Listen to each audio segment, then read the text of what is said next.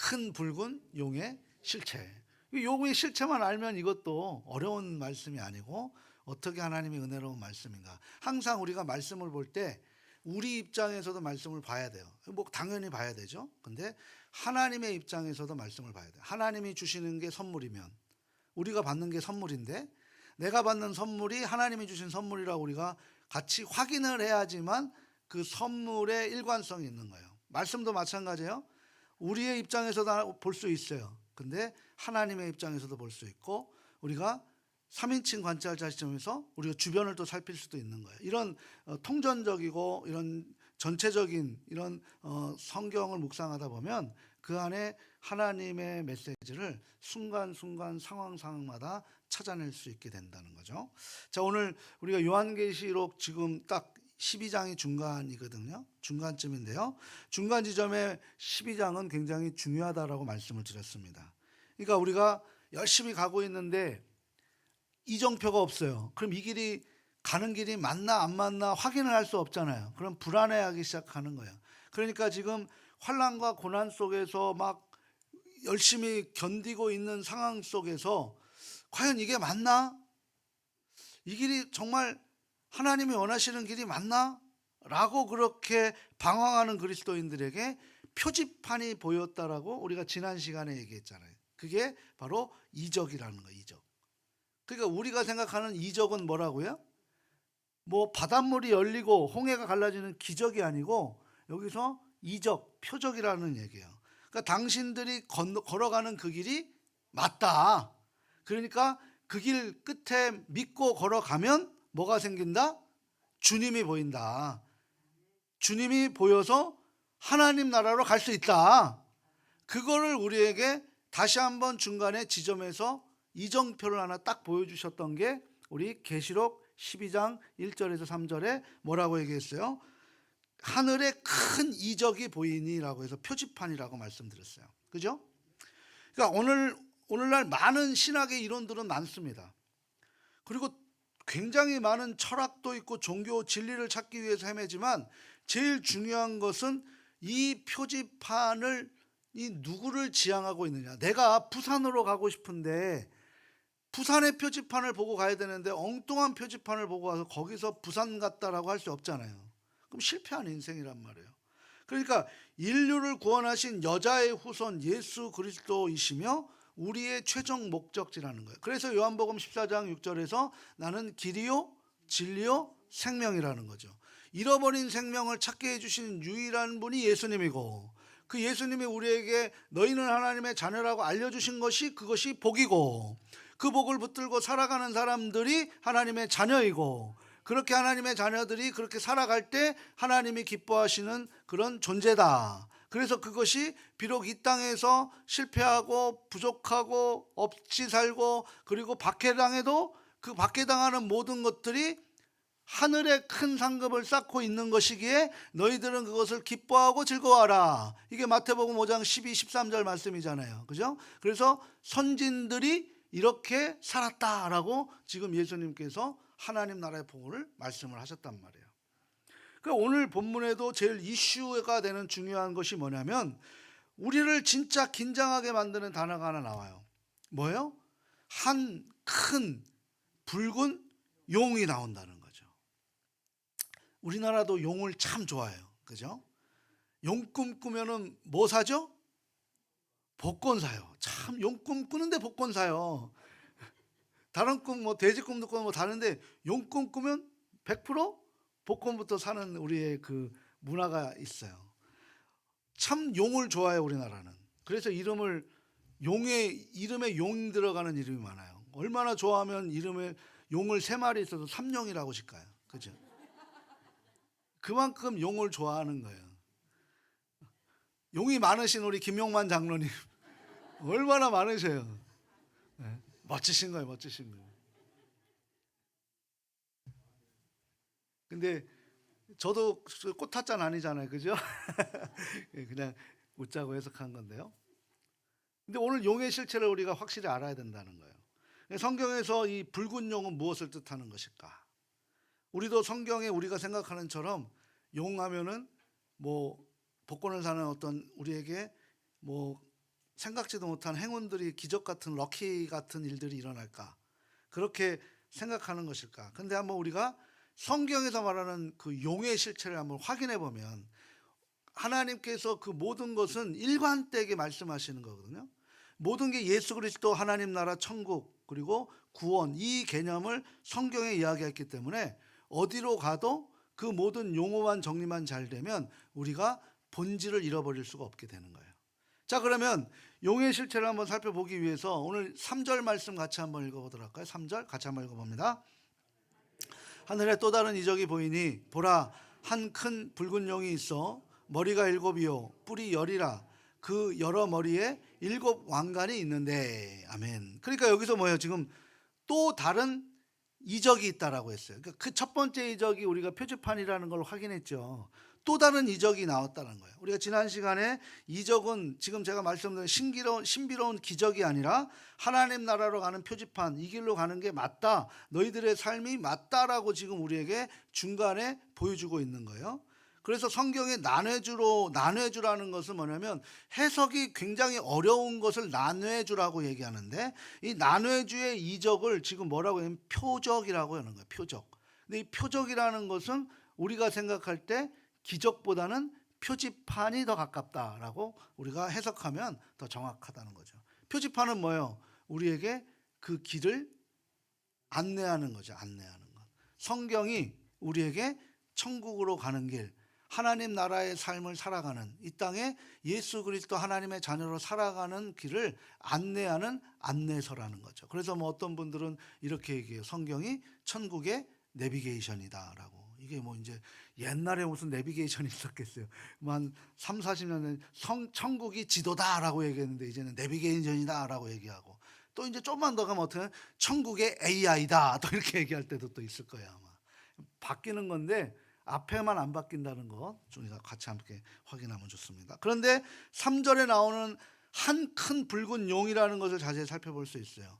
이 붉은 용을 우리가 살펴보기 위해서 또 구약으로 넘어가야겠죠. 구약의 한 4군데만 한번 찾아보면 이 용의 실체를 알겠구나라는 것으로 확인할 수 있습니다. 우리 먼저 시편 74편을 한번 확인해 보겠는데요. 12절과 13절 같이 한번 읽어봅니다. 하나님은 예로부터 나의 왕이시라.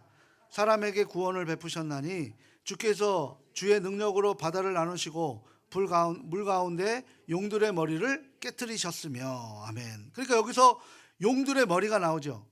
용들의 머리는 누가 깨트리신다 그래요? 하나님께서 깨트리신다는 거예요. 그럼 여기에서 우리가 한번 1차적으로 확인한 것은 용의 정체는 하나님의 순종 세대예요, 세력이에요, 아니면 반대 세력이에요? 반대 세력이죠. 순종하는데 머리 깨트리진 않으시겠죠. 하나님이 반대 세력이라는 거죠.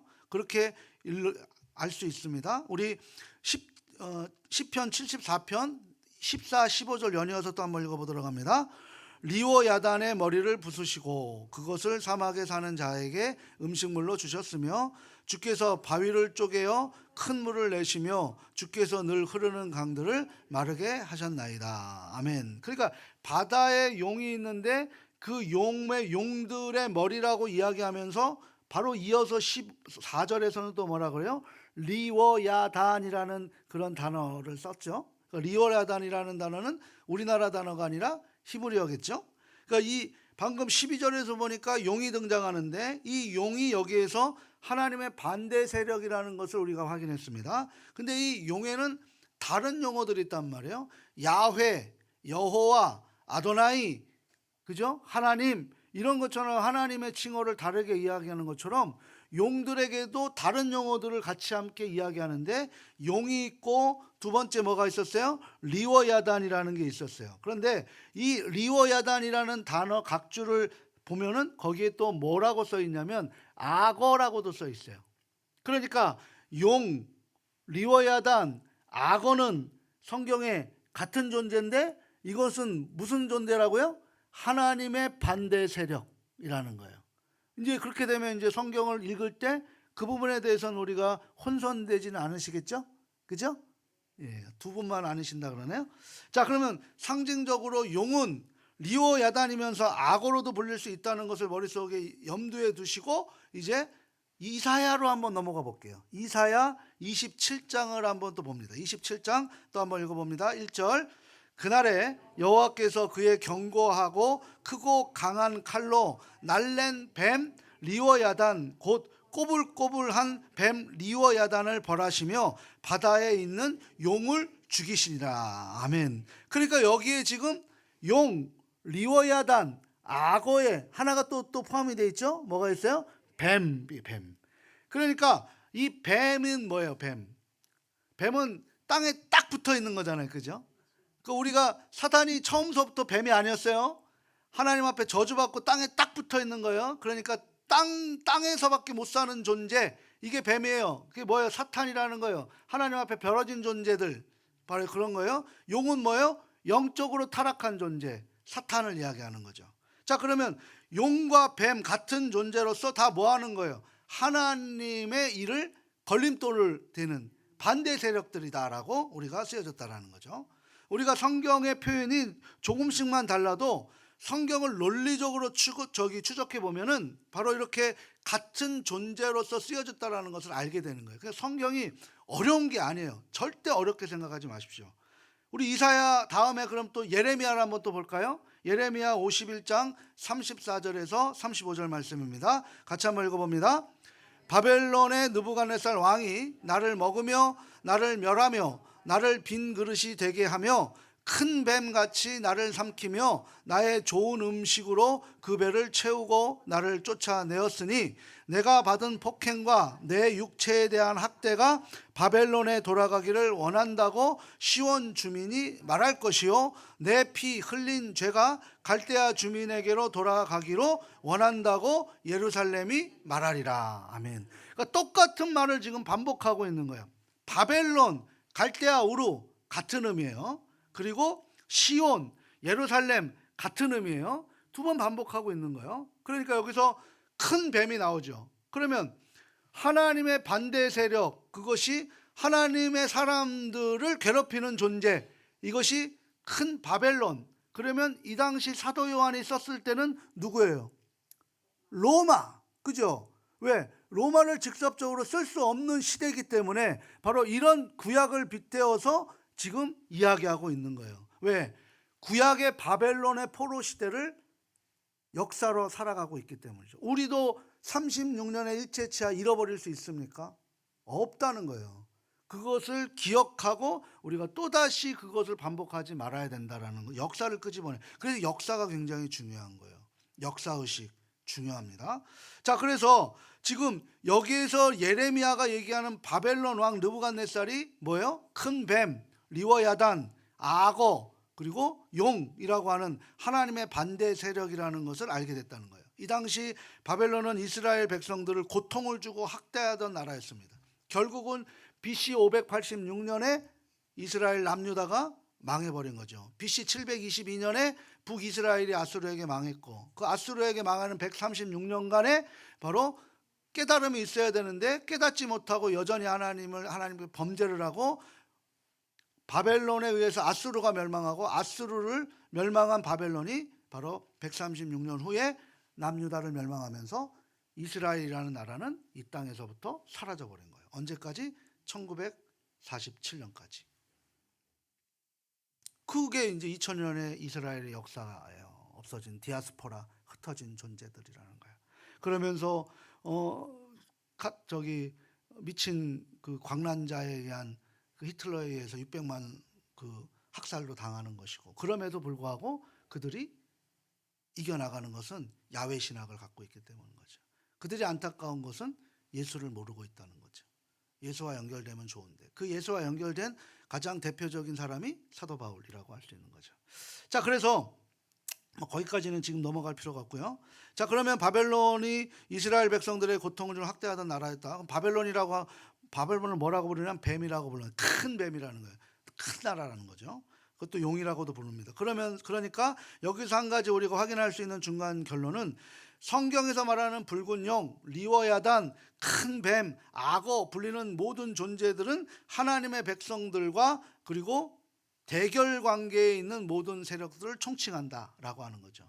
박해를 주는, 하나님을 믿지 못하게 하는 세력들이라는 거죠. 그 대표적인 게 영적으로는 사탄이 될 수 있고요.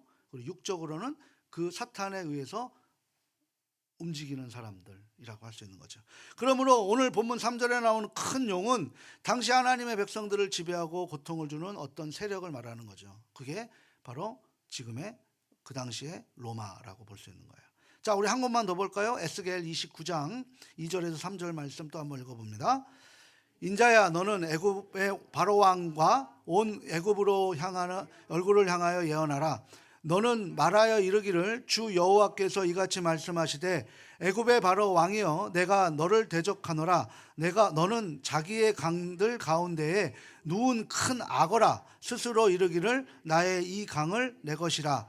내가 나를 위하여 만들었다 하는도다. 아멘. 그러니까 악어가 지금 누구라는 거예요? 바로 애굽이라는 거죠.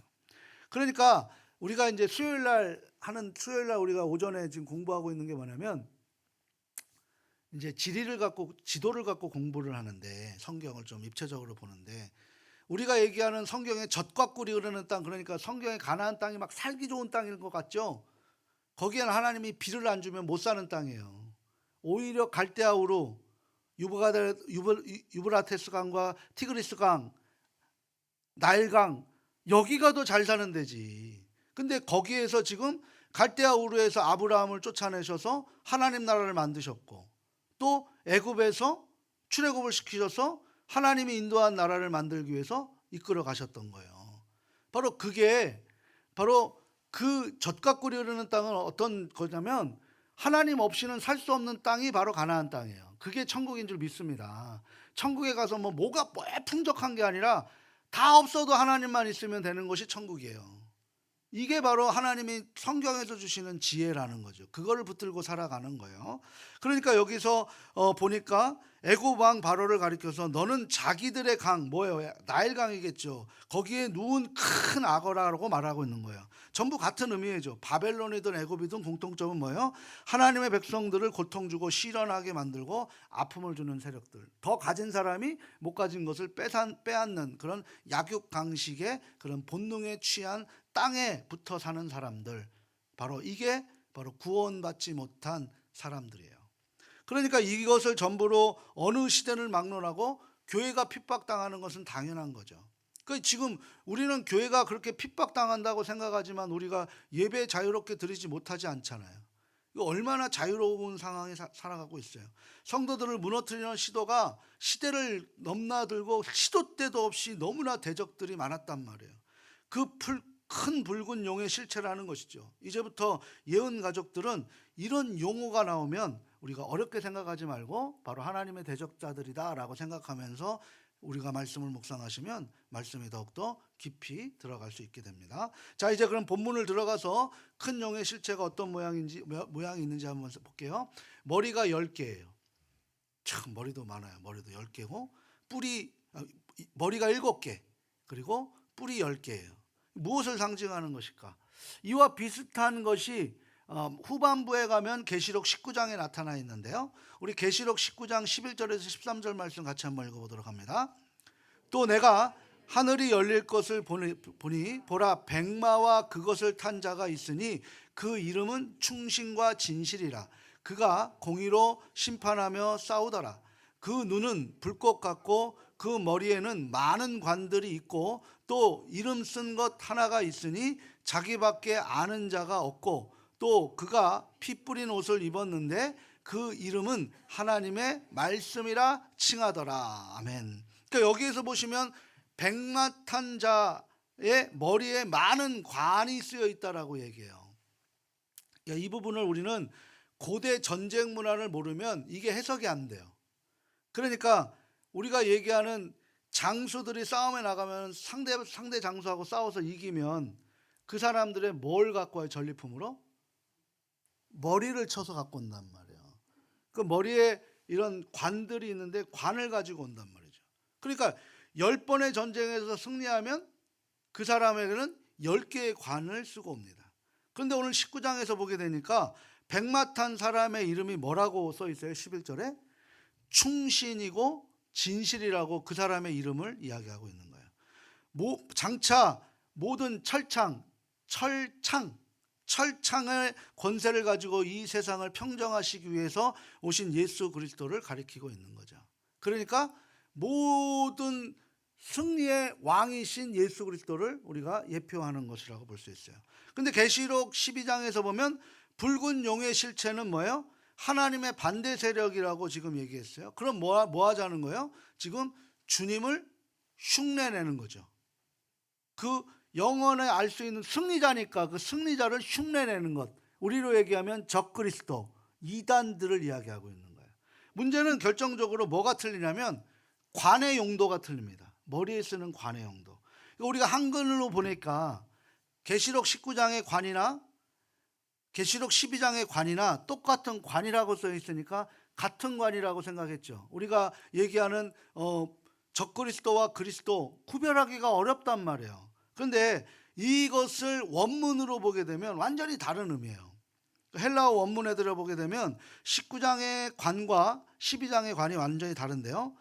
그래서 계시록 19장에 예수님께서 쓰신 관, 백마탄자가 오셔서 쓰신 관이 헬라어로 스테파노스라고 해요. 스테파노스. 그것은 면류관입니다. 화관. 화관이라는 건 꽃관. 우리가 꽃 줄 때 언제 줘요? 축하할 때 주는 거죠. 꽃관. 최종적으로 이긴 자에게 주는 것, 우리 올림픽에서 월궤관. 이게 이제 19장에서 나온 관이고, 그런데 오늘 본문 12장에서 나온 관은 헬라어로 디아데마라는 단어예요. 디아데마. 이것은 뭐냐면 찬탈한 권력이에요. 찬탈한 권력. 그러니까 뺏은 권력이죠. 그러니까 계시록 12장의 붉은 용의 정체, 관의 정체는 뭐냐면 찬탈한 권력, 바로 디아데마를 이용해서 면류관, 진짜 면류관 스테파노스를 쓴 그리스도를 흉내내고 있는, 한마디로 뭐예요? 적그리스도다라고 볼 수 있는 거죠. 지금 그것이 지금 이 종말의 시대에 있다는 거예요. 이 종말의 시대에 이 적그리스도, 그러니까 뭐예요? 적인데 그리스도의 옷을 입고 있는, 우리로 얘기하는 일인데 양의 옷을 입고 있는 그것을 우리가 구별할 수가 없게 되는 수가 있을 정도로 그렇게 있다는 거죠. 문제는 바로 여기에 있습니다. 큰 붉은 용의 실체는 언제나 우리를 알아보기 쉽게 정면으로 들어오는 존재가 아니라는 거예요. 그래서 신약에서 보면 마귀는 마지막 때 뭐와 같다 그래요? 광명한 빛나는 천사와 같이 이 교회 성도들을 미혹한대요. 표지판을 미용해서 부산이라고 써놓고 비에다가 부에다 밑에다 조그맣게 니은을 하나 붙여요. 그럼 부산이에요, 분산이에요? 분산으로 가는 거예요. 그렇게 만든단 말이에요. 그러니까 정확하게 보지 않으면 뭐가 되는 거예요? 끝이 다른 쪽으로 가게 되는 거예요. 이게 지금 사탄이 하고 있는 그런 이 시대, 종말의 시대에 하고 있다는 거예요. 정신 똑바로 차려야 된다는 거죠. 바로 적그리스도는 이 세상에 있는 것이 아니라 어디 있어요? 우리 곁에 있어요. 교회 안에 있단 말이에요. 그런데 또 서로 적그리스도로 막 대적하시면 큰일 납니다. 그걸 하나님이 원하시는 거 아니에요? 우리 고린도후서 11장 14절에 이런 말씀을 하세요. 같이 한번 읽어봅니다.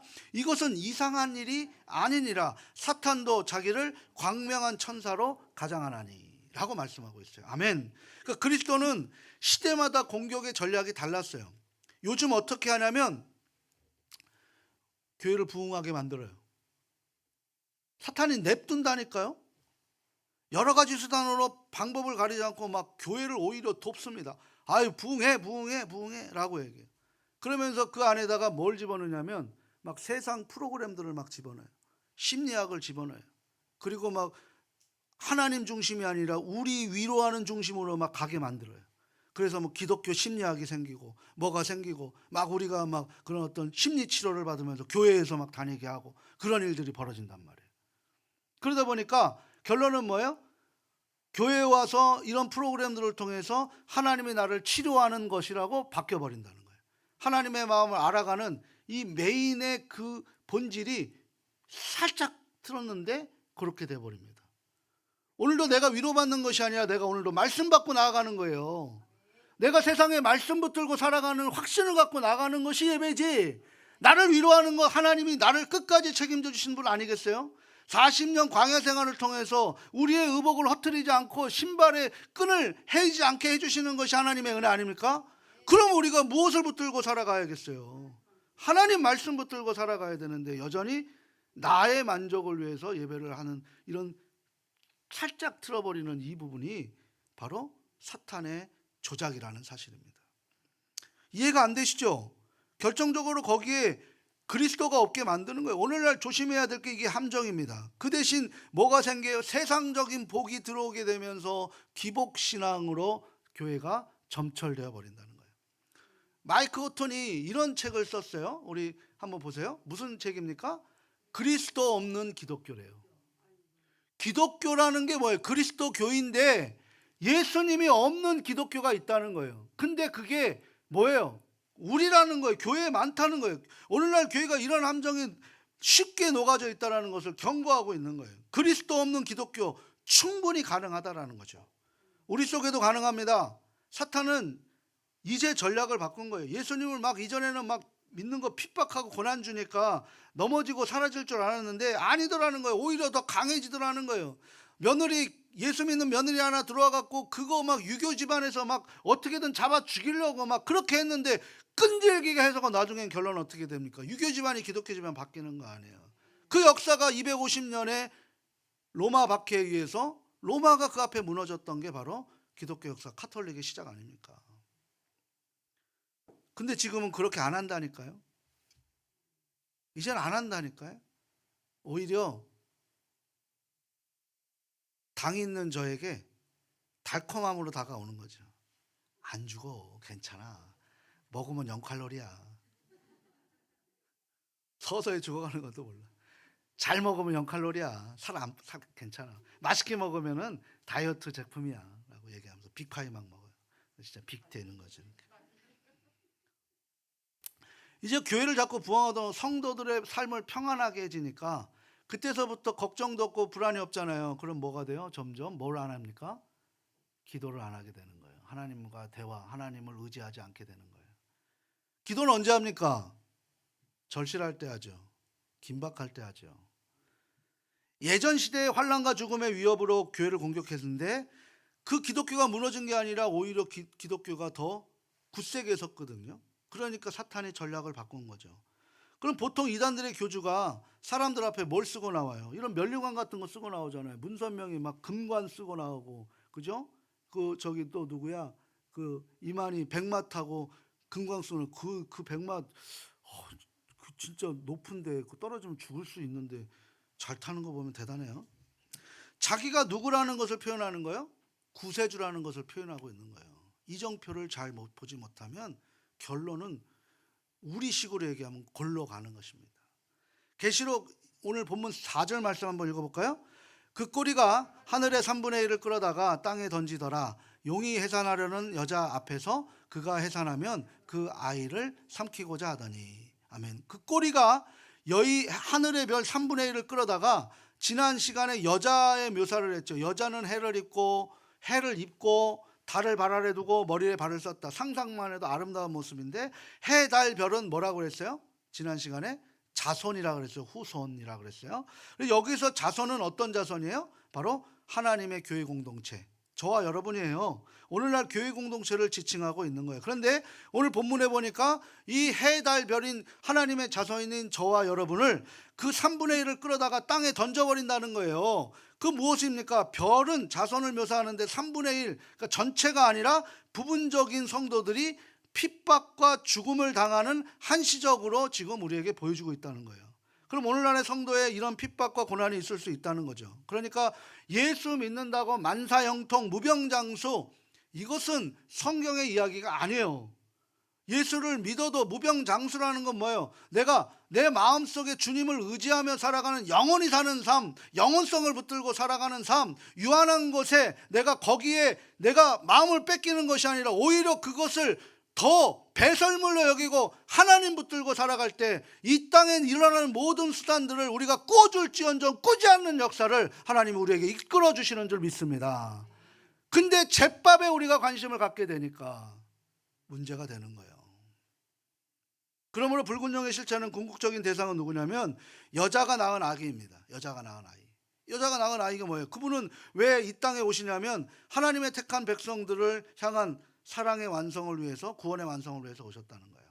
여자가 낳은 아이, 동정녀 마리아에게 잉태하셨던 그 예수님, 그 예수님의 계보, 우리가 하나님의 자녀인 줄 믿습니다.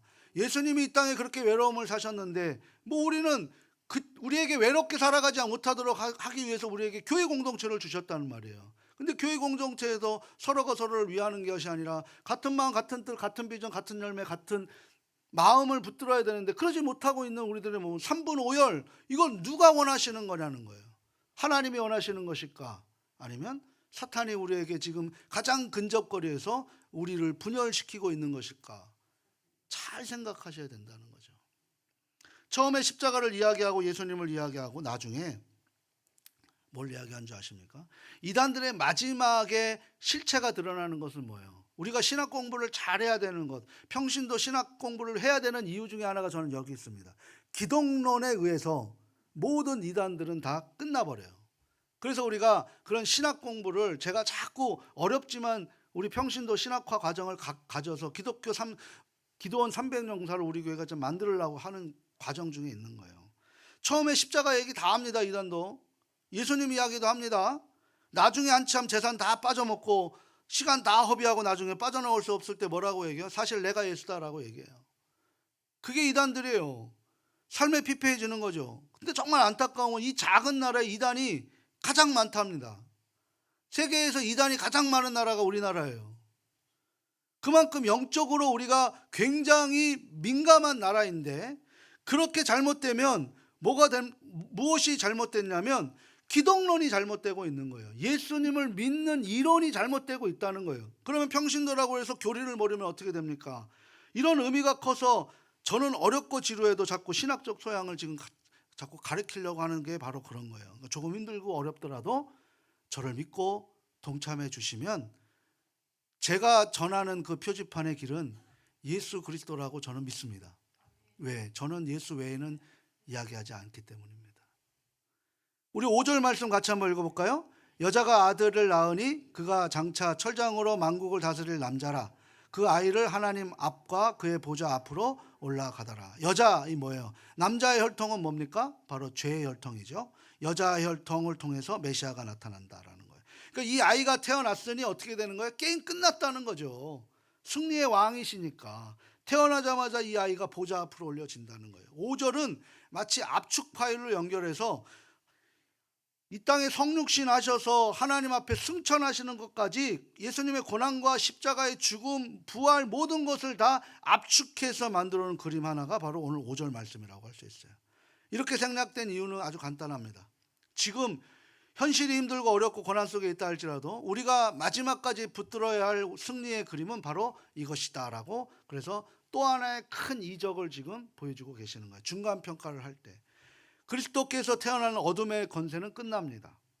지금 여기 승천하신 그리스도의 승천을 설명하고 있는데요. 그러면 구속의 대전쟁은 우리의 대장 되시는 예수 그리스도가 이미 성취하셨다는 거예요. 그러니까 이 순례의 길에 힘들고 어렵고 고단한 일이 있다 하더라도 이 그림만 붙들고 오늘을 살아가는 힘을 얻으라고, 그 의미에서 지금 큰 이적, 표적, 표지판을 지금 하나님이 사도 요한을 통해서 우리에게도 보여주고 있는 거예요. 승리를 미리 보고 걷는 사람과 앞날을 알지 못하고 어떻게 될지 모르는 사람의 여정은 하늘과 땅 차이죠. 이 간단해 보이는 그림이지만 고단한 나그네 길을 걷는 성도들에게 너무나 위로가 되는 거예요. 이런 게 위로입니다. 이런 게 격려인 거야. 그래, 내가 오늘 돈 없어갖고 힘들어하는 그런 모습이 아니라 내가 하나님 붙들고 가야지. 그래서 내가 그걸 이겨나가야지. 하나님 감사합니다. 내 약한 마음을 다시 한번 강하게 붙들어 줄 수 있도록 인도해 주셔서 감사합니다라고 우리가 결단하며 나가는 것이 예배 터전인 거예요. 그리고 그 상황을 세상 속에서 우리가 삶으로 보여주면서 체험하는 거예요. 체험하는 것. 오늘 구원의 자손을 잉태한 신학의 교회를 말하기도 하는 거예요. 그런데 여기 보게 되면 6절에 이런 표현이 있어요.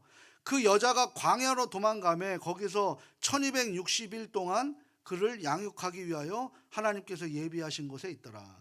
여자가 광야로 도망간답니다. 메시아를 낳는 여자를 말하기도 하지만 이것은 교회를 이야기하고 있는 거예요.